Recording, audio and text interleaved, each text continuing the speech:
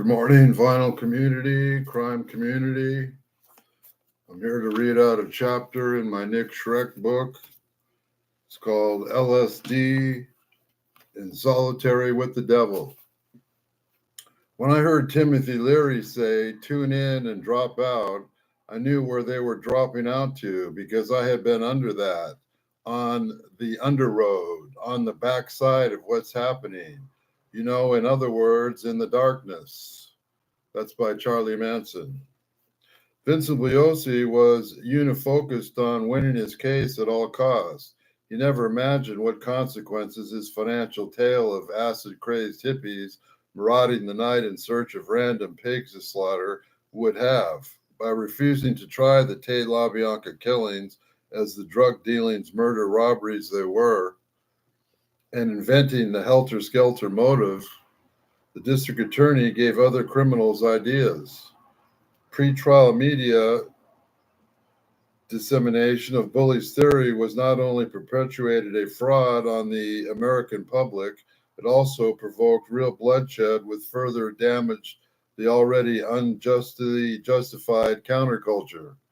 Even more, Manson's trial began the first day of several clear copycat murders inspired by the hippie cult. Cover-up motive was committed. On February 18, 1970, a horrified American read this headline from the U.S.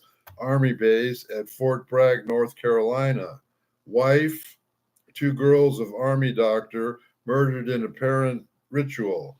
This story claimed that 3 men and a blonde woman chanting, "Acid is great, kill the pigs," burst into an Army doctor's home last night, wounded him, and killed his wife and 2 tiny daughters during what the Army terminated an apparent ritualistic murder. The Army doctor was Green Beret Captain Jeffrey McDonald. He asserted that 2 white men, a Negro and a blonde woman wearing a floppy hat and muddy boots and carrying a candle, had entered an open door in his suburban home in the middle of the night and stabbed his family to death. Investigators found the word pig written on in blood in the complex's bed headboard. They may have been on an LSD trip, and the experts and analysts offered the Army authorities. The articles of the McDonald murders noted that the slayings were similar to the Tate LaBianca murders, which had famously featured bloody references to pigs. Taken at face value, the grisly events seemed to suggest that the Tate LaBianca crimes really had sparked a nationwide violent acid revolution of hippies against the establishment targets. Only much later, it was revealed that Captain McDonald had killed his family all on his own and stabbed himself. There never were any hippies chanting pseudo-Manskin-esque slogans in his happy home. In the same year that Lieutenant William Cawley was on trial for his participation in the My Lai massacre of civilians in Vietnam, it turned out America has less to fear from bloodthirsty hippies than it did from another homicidal military man in its midst.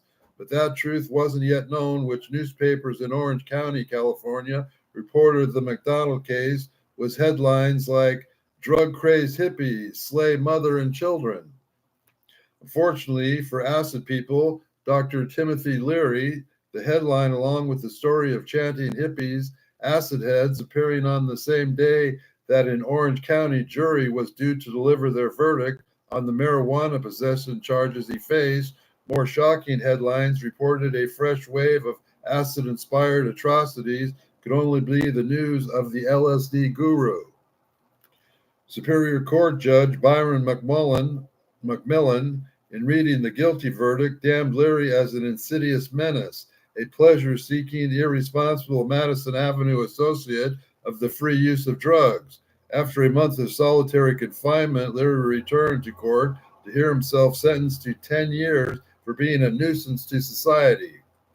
This was to be served along with another long federal sentence to another drug possession case, and there were other charges pending. Leary, almost 50 years old, had just been condemned to what amounted to life in prison. He'd already been blamed by many for setting American youth on the psychedelic journey that was now widely believed to have been ultimately led to what was now generally known as the the Manson murders. Conservative radio and TV host Art Linkletter had won much publicity for blaming his daughter's October '69 death on Leary's LSD boomerang boisterism. In fact, with the Manson case, the true circumstances of this other celebrated '69 acid facility was covered up. As mentioned earlier, Diane Linkletter's drug dealer friend, Ed Durston, an early suspect in this Yellow Drive murders, long certainly pushed her out of the window. Leary's conviction in 1970, the same year that the Manson case was being used by the U.S. press and government to push the original Nixonite anti-LSD campaign into overdrive, can be seen as part of a larger pattern of federal prosecution of the counterculture. Manson himself recognized that when he penned his October 9th, 1970 open letter to the fellow outlaw he addressed as General Tim Leary.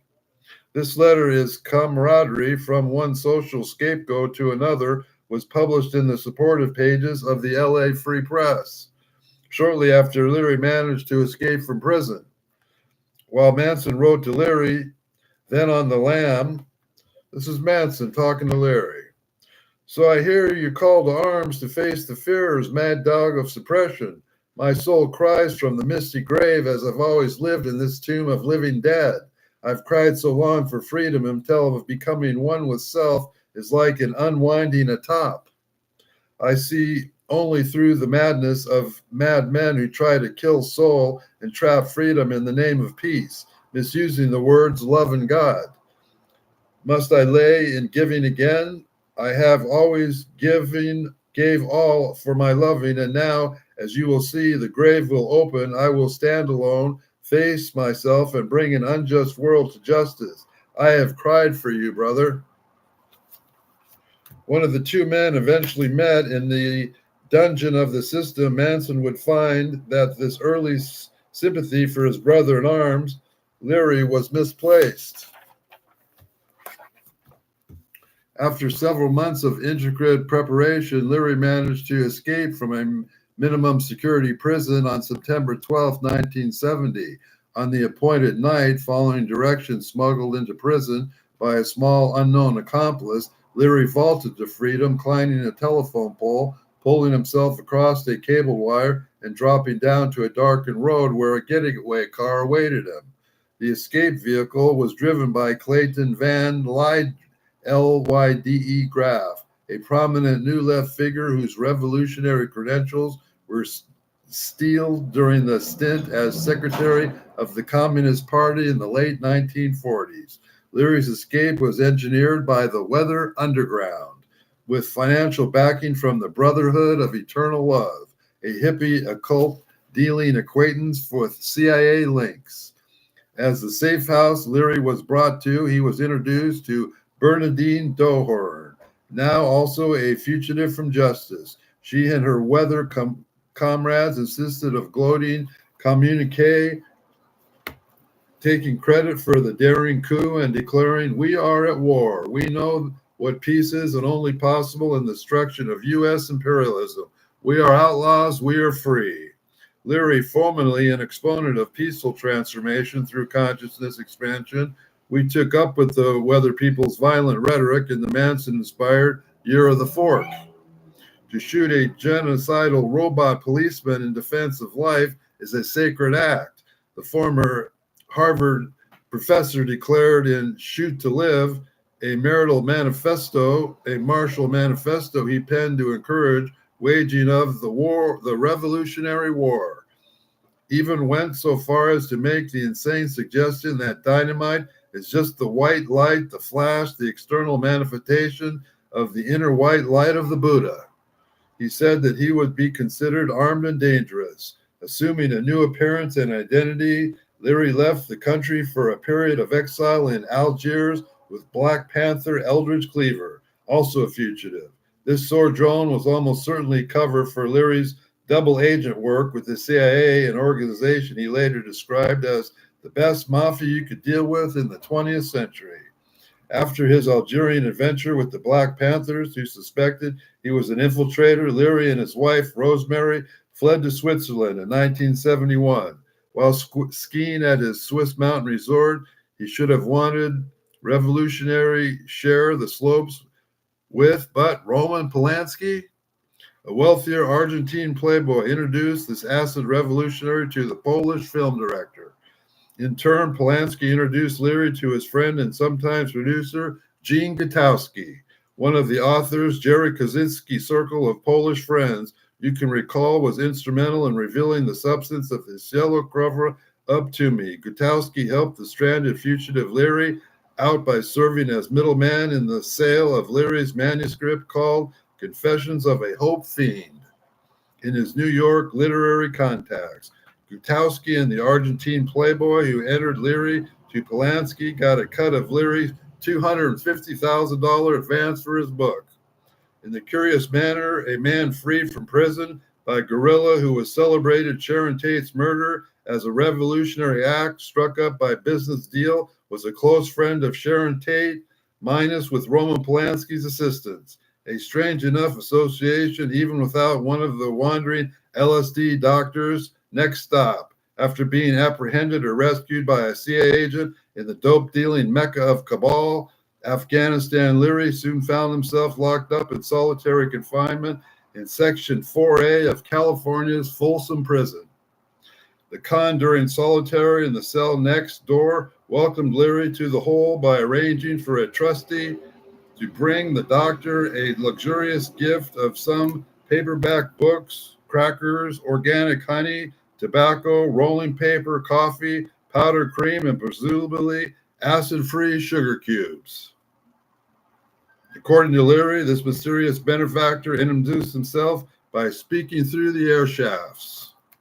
It was Manson, who'd been sent to Folsom in October of 1972 when he was motivated from San Quentin's death row after the abolition of the death penalty in California.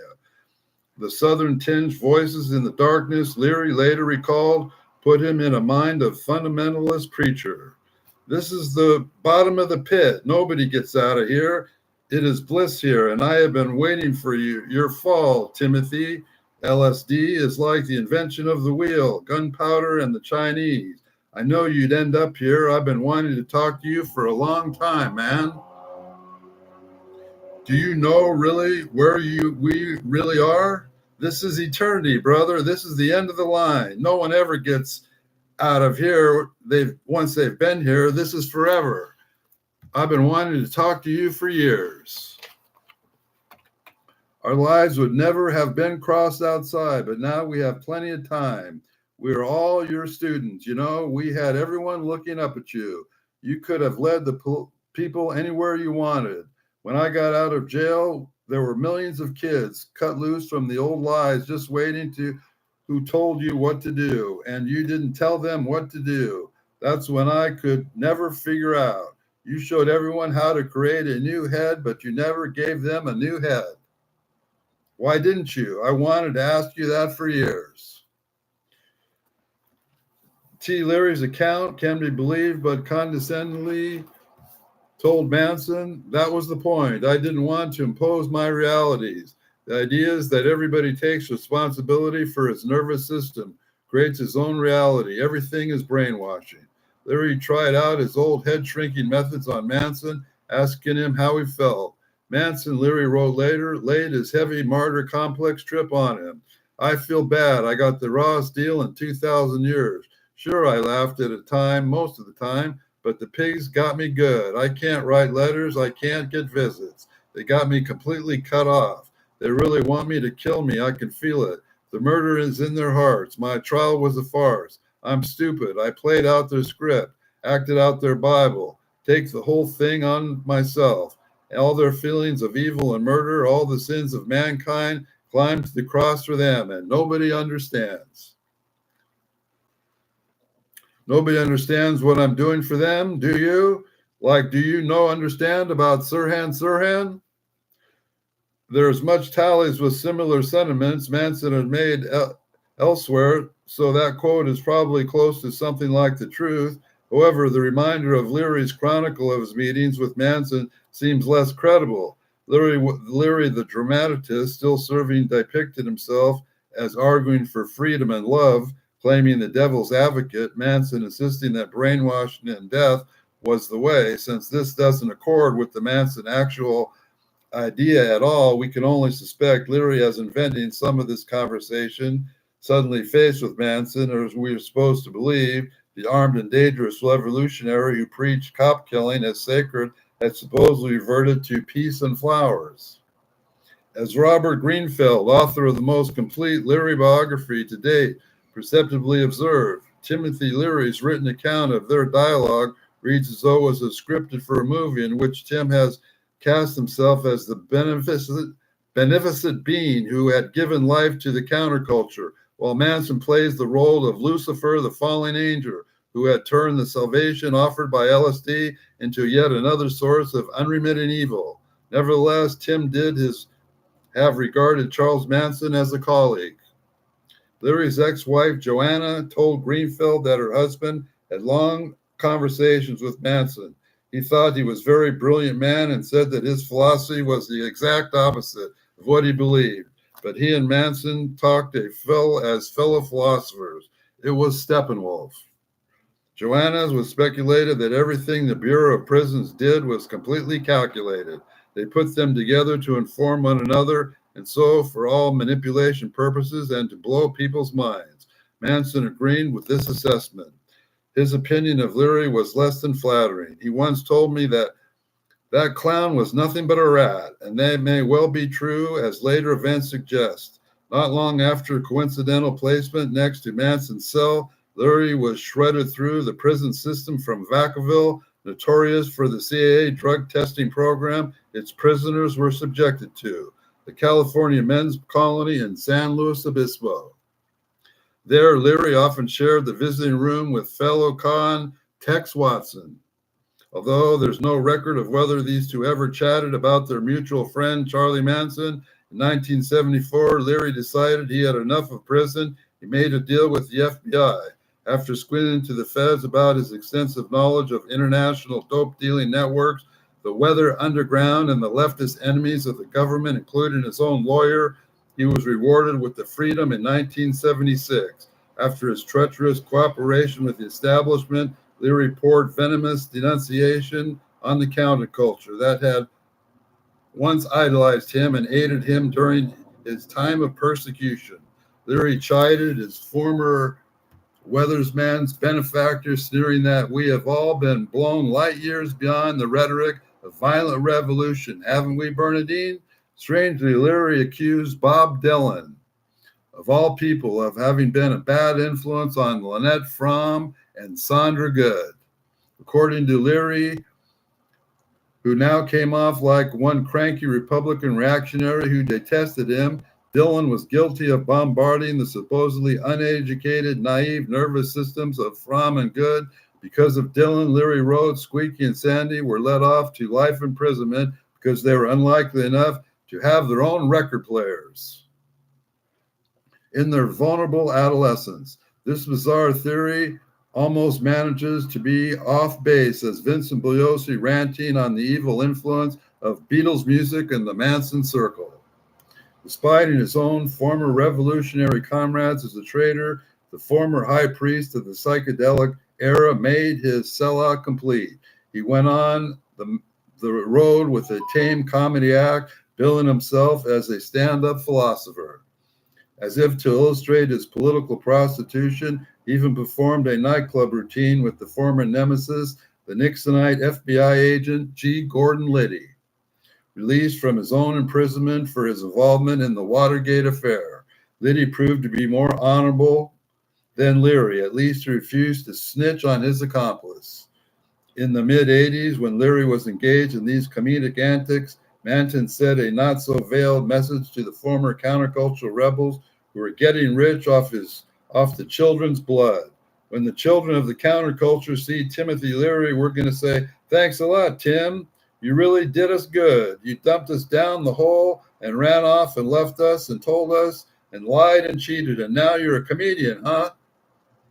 Yeah, you're definitely are a comedian, all right. And one day somebody might catch him in an alley and give him the end of a garbage can he's got coming. And then when he gets that, he's got coming, we'll ask, do we have any reason to fear the Manson family? Despite having won enemies to have good reason to fear for his life, Leary never did find his way into that dark alley. The psychedelic snitch died an old man in the comfortable house in Benedict Canyon, not far from Cielo Drive, where the hallucinatory epic Leary did so much to inspire came to its rude terminus. A huckster to the end, Leary even wrung publicity mileage out of his slow death from cancer, inviting the media to observe his ultimate trip. In the time of his passage, he was pushing the wonders of Big Brother's favorite toy, the World Wide Web. With the same enthusiasm he once marketed LSD, who was Dr. Leary really working for, a smiling salesman of instant enlightenment, never snitched on himself or his handlers. I am convinced that Leary knew much more about the true circumstances of the Cielo Drive murders than he ever publicly revealed, a knowledge he frequently hinted at. Having served time with Manson and Charles Watson, befriended Polanski, doing business with Gene Gutowski, and marrying one of Sharon Tate's closest friends, Barbara Chase, this enigmatic publicity hound posing as a philosopher, was in a unique position to learn at least some of what was hidden from the hypnotized spectators of the Charlie Manson show. That's the end of this chapter. The next one's called Red and White, and what happened to Sandra and Blue and Red. Thanks for tuning in, and we thank Nick and Schreck for bringing truth to the crime community, vinyl community, and we'll say God bless the children.